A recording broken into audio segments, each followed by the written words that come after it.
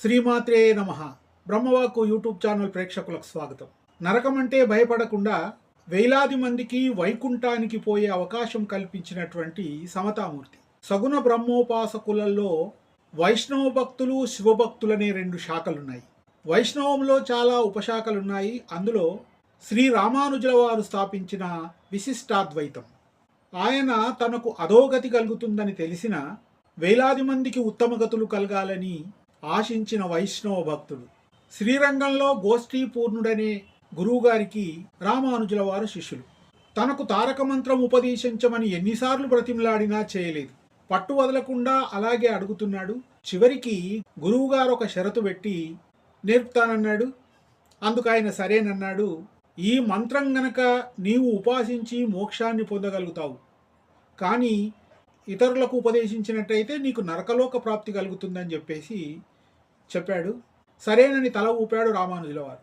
మరునాడు పూరిలోని రంగనాథ ఆలయంలో వేలాది మంది ప్రజలను పోగయ్యేటట్టు చేసి ఒక వేదికపై నిలబడి గట్టిగా అష్టాక్షరీ మంత్రమైన ఓం నమో నారాయణాయ అని బిగ్గరగా ఉచ్చరించాడు.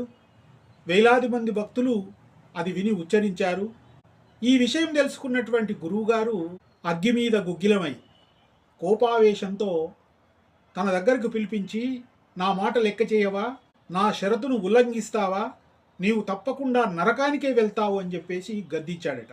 అప్పుడు చిరునవ్వుతో రామానుజుడు, గురువుగారు, నేనొక్కడిని నరకానికి పోతేనేం, మంత్రం విన్నటువంటి వేలాది మందికి వైకుంఠం వెళ్ళే అవకాశం కలిగింది కదా అని చెప్పేసరికి గురువుగారు తల వంచుకున్నారు. అలాంటి శ్రీ రామానుజుల వారు దేశమంతా వైష్ణవ మతాన్ని ప్రచారం చేస్తూ కీర్తిగాంచాడు. అనేక గ్రంథాలు రాశాడు. ఈనాటికి ప్రజల చేత దైవంగా కొనియాడబడుతున్నటువంటి శ్రీ రామానుజుల వారు శంషాబాద్ దగ్గర చిన్నజీయర్ స్వామి వారి ఆధ్వర్యంలో సమతామూర్తి విగ్రహ స్థాపన, ధూపదీప నైవేద్యాలతో పూజలు అందుకుంటున్నాడు ఆ అవతార పురుషుడు.